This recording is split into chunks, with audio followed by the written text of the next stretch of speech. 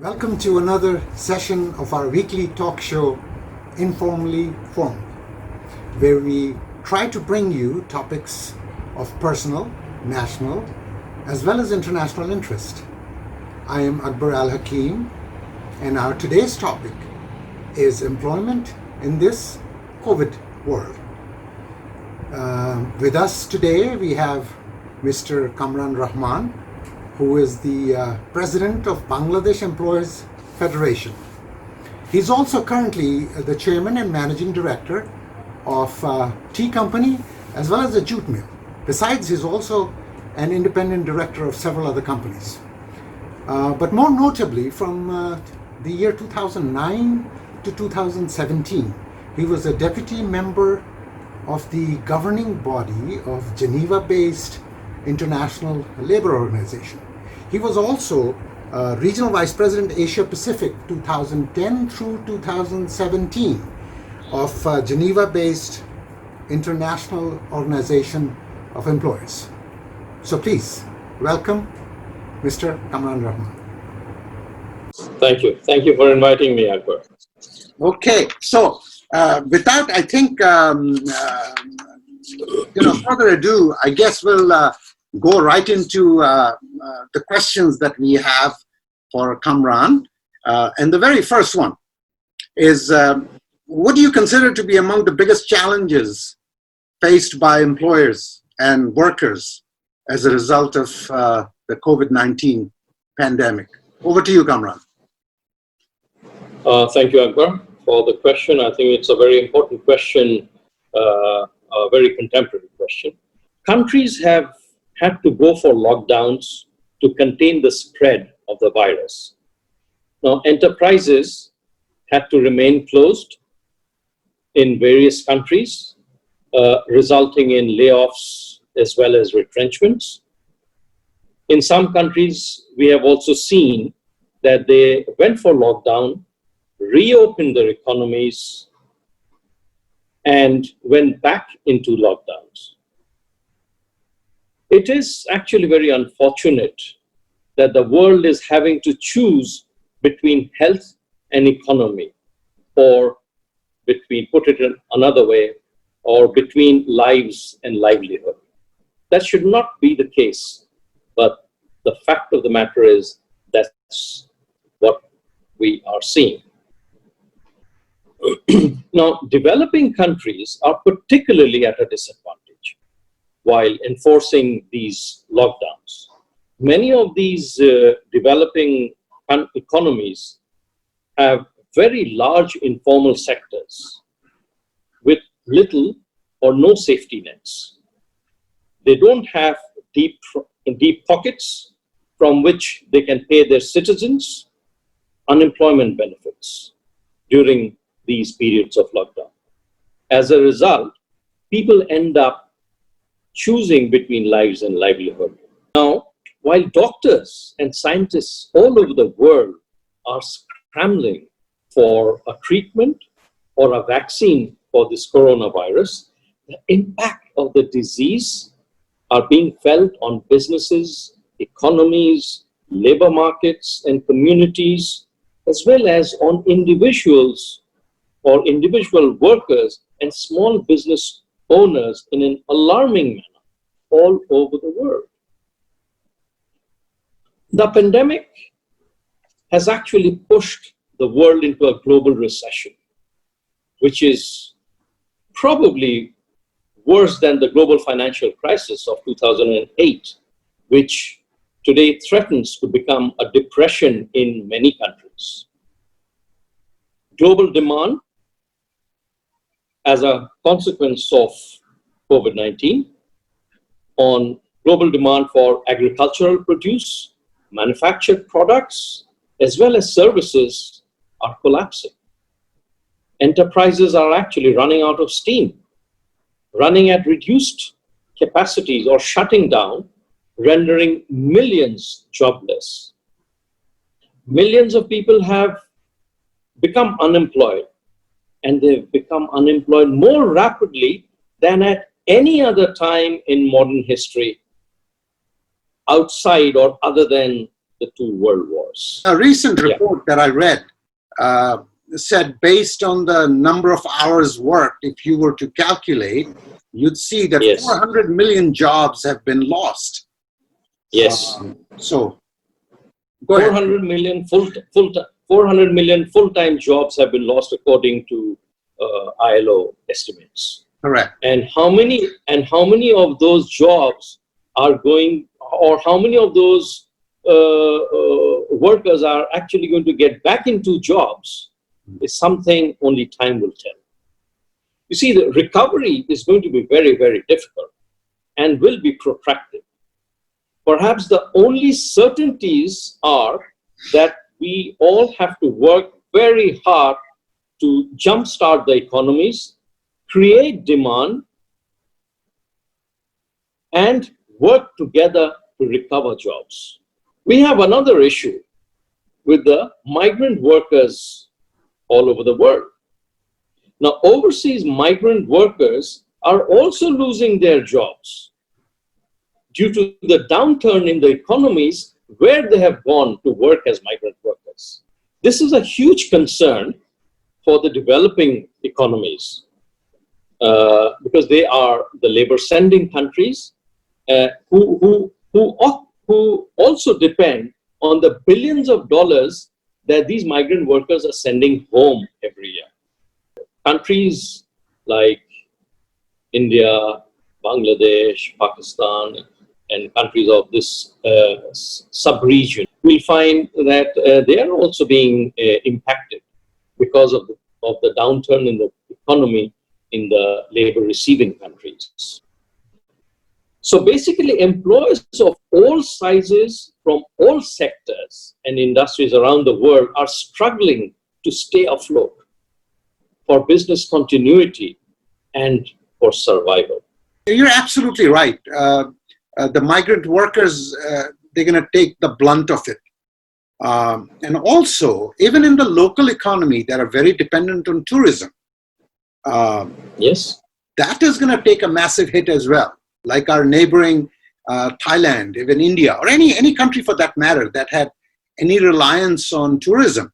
That is, for the most part, a local industry, not necessarily dependent on migrant workers, but that's also going to take a huge hit.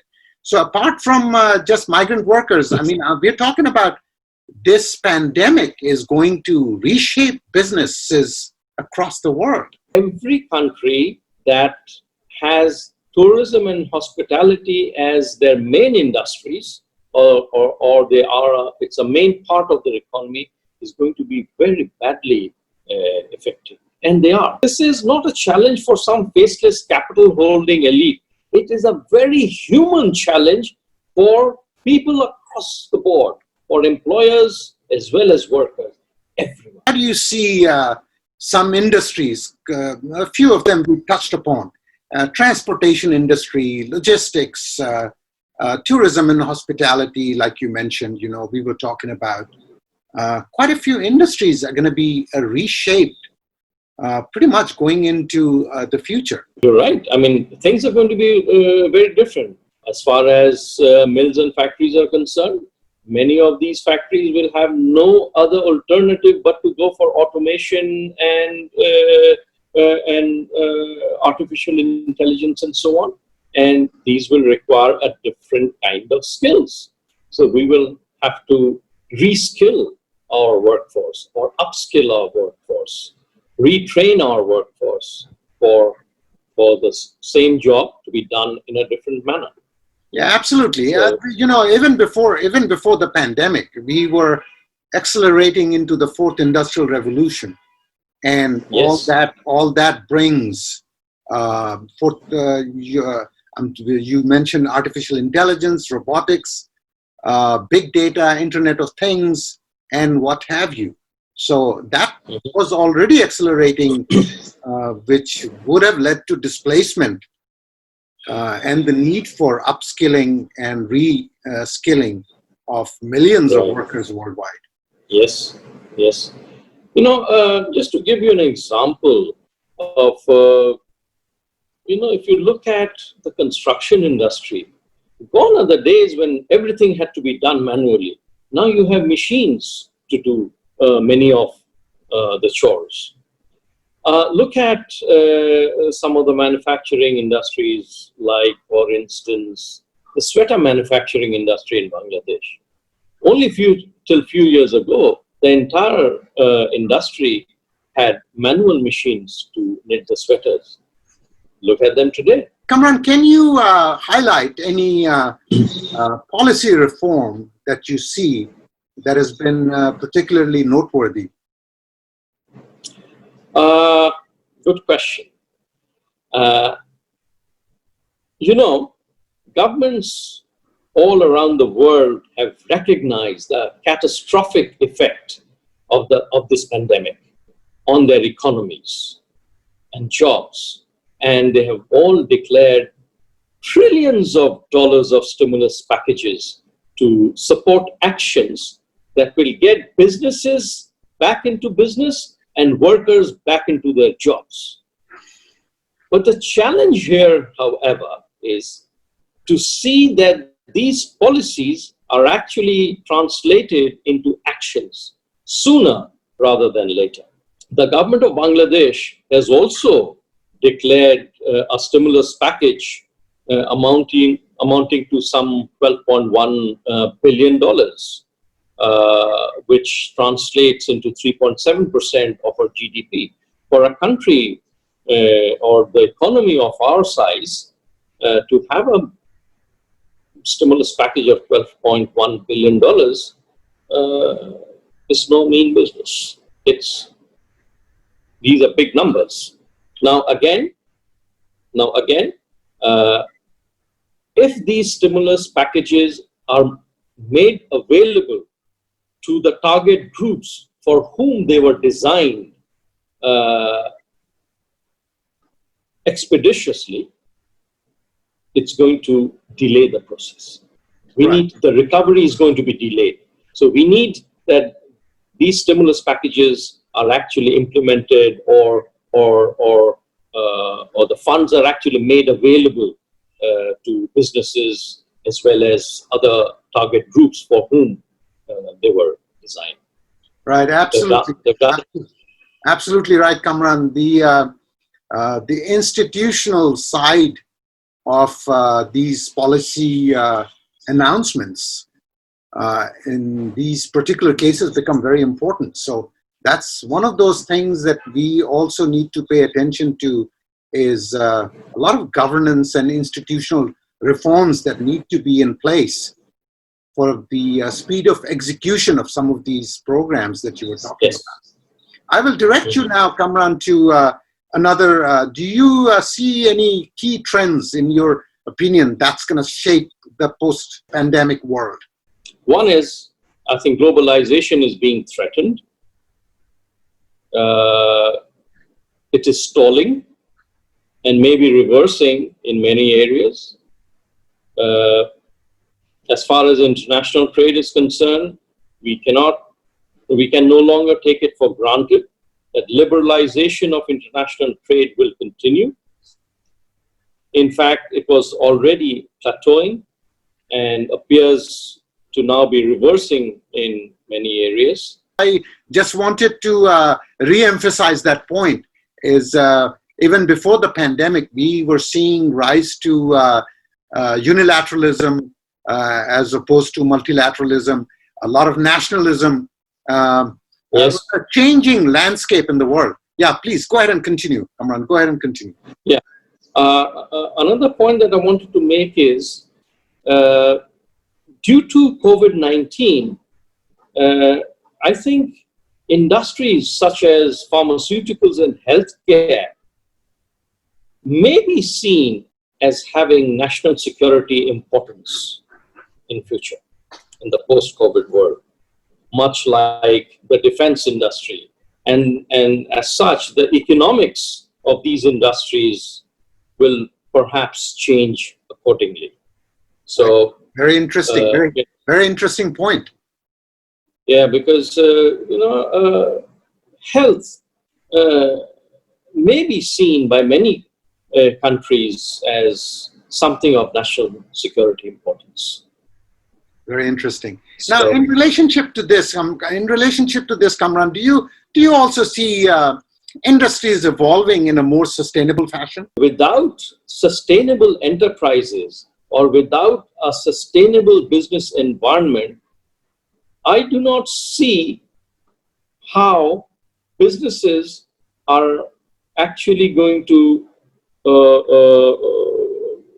or the economies are going to recover the jobs that we have lost. Let me now ask you, we were seeing increasing inequities, the haves and have-nots has been over, you can go back as far as you would like, but it's always been an increasing disparity. Now, this pandemic, do you see that inequity accelerating, or how do you see it panning out? Inequities are there, they were always there, and I think I don't see it coming down in a hurry.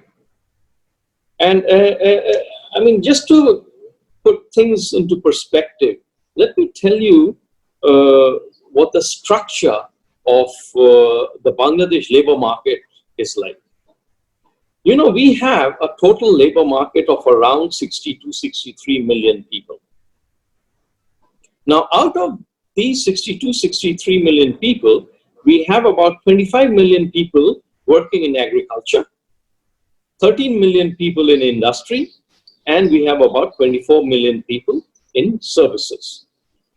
Now, if we look at it in another way, we have, if we divide the labor market into the formal sector and informal sector, we'll see that we have only 10 million people working in the formal sector, and we have about 52 million people in the informal sector.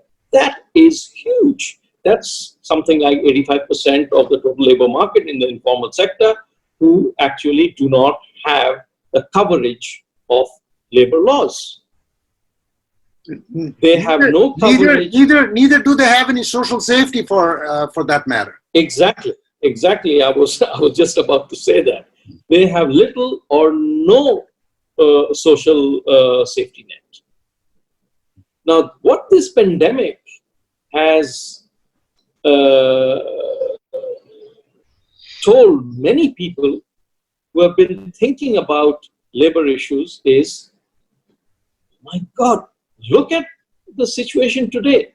And in the entire world, see, in Europe they have, or probably in all the countries of Europe, they have a very good social security system. The US has a little, but not as good as Europe. And the developing countries probably have nothing. We don't have any. What we have is very little and insignificant. This pandemic has really brought to the fore some of the very deep problems that exist in this world of ours. And unfortunately, and we have known this, but this is now more in your face, if you will, the inequities and all the problems that we are faced with, especially the ones without a social safety net. The informal sectors of developing countries. It is very unfortunate. It should be mentioned here that the world has enough resources really to cater to everyone. But Absolutely. I wish and hope that the leaders of the world are going to take this opportunity to re-examine the way things are done, re-examine the way things are laid out, and really look at it from a one world perspective instead of us versus them, which again, unfortunately, many of the leading countries have taken this very pandemic as making it more of a us versus them. Very unfortunate. I would hope that the leaders of the world are going to look at this as one world. And because, you know, this virus has shown very clearly, doesn't matter how rich you are, which side of the divide you belong to, it spares no one. So, Absolutely. yeah, absolutely. Yeah, I guess we're at the tail end of our conversation today, Kamran. If there are any closing remarks in terms of bearing in mind, of course, employment is our theme. So if you have any quick closing remarks, please go ahead. You see, with both supply and demand growth stalled for many industries, there will be much uncertainty regarding investments. Now, without investments, we are not going to get back the jobs. We need to get workers back in the jobs. But in order to do that, we need to get businesses back into business. Those who have closed or who have reduced their capacities have to do that. And they can do it if the investors or the businesses feel that they can get, they are assured of a return on their investments. Then only they are going to invest. But everything, having said everything else, the main thing is we need to create demand. If we are able to create demand, agriculture, manufacturing, as well as services are all going to flourish. We need a world where businesses can not only sustain, but they can also thrive. And we cannot do it, or nobody can do it all by themselves.